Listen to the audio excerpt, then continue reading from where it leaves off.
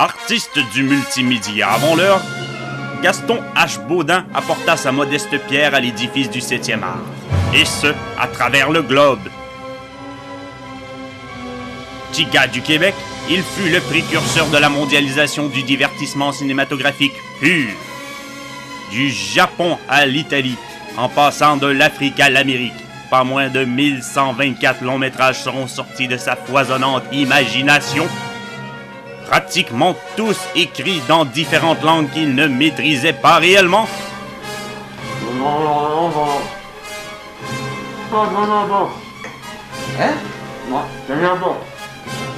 Né le 15 janvier 1936 à Asbestos, au Québec, fils d'Hector et d'Anna Baudin, son père sera mineur dans une mine d'amiante toute sa vie et sa mère une modeste tisseuse de couvre-lit. Gaston, leur fils unique, sera toute sa jeunesse un enfant hyperactif et dissipé, qui accumule les mauvaises notes ainsi que beaucoup d'ennuis. En 1952, à l'âge de 15 ans, Gaston se fit jeter de son école après s'être défendu violemment de son professeur aux mains beaucoup trop baladeuses. Découragé, son père demanda une autorisation spéciale au maire d'Asbestos, Émilio Couture, pour que son fils aille travailler dans la mine dès l'âge de 16 ans. Devenir mineur comme son père, malade, était hors de question. Le jeune Gaston s'enfuit de sa maison natale pour s'embarquer à bord d'un paquebot de marchandises qui partait pour l'Europe. C'est précisément en Italie, à l'âge de 18 ans, qu'il écrivit ses premiers scénarios pour la télévision.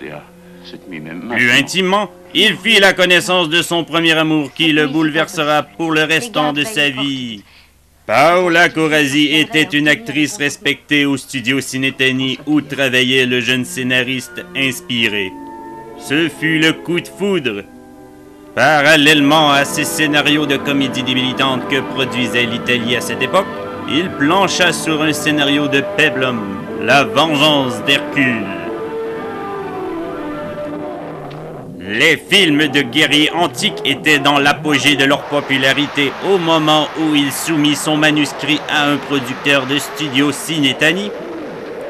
Il accepta pour que Gaston le mette lui-même en image, mais à une seule condition, que Gaston prenne un pseudonyme américain pour signer tous ses films et un autre italien pour ne pas payer un permis de travailleur étranger.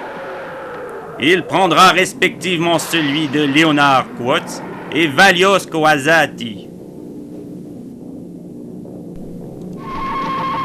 Il enchaîna au total 3 films pour le studio, 3 genres bien différents. La vengeance d'Hercule fut son coup d'essai doublé d'un immense succès. Mais malheureusement, les 2 films qui suivirent ne furent que d'atroces coups bas pour l'industrie cinématographique italienne. En 1962, il mit en scène Zapita Stella ou Star Rush. 9 ans avant le succès planétaire de Star Wars, Gaston Baudin réalisait le premier space opéra de l'histoire du cinéma.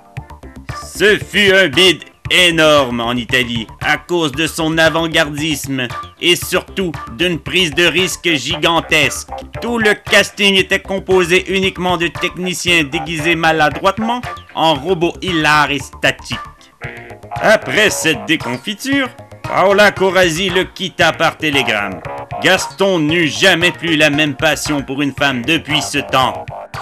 Malheureusement pour Valios, au même moment, la pellicule de Star Rush fut détruite, brûlée par son producteur qui avait mis la moitié de sa fortune dans ce pari risqué. Il nous reste seulement des dessins que fit Gaston durant le stade de préparation du film.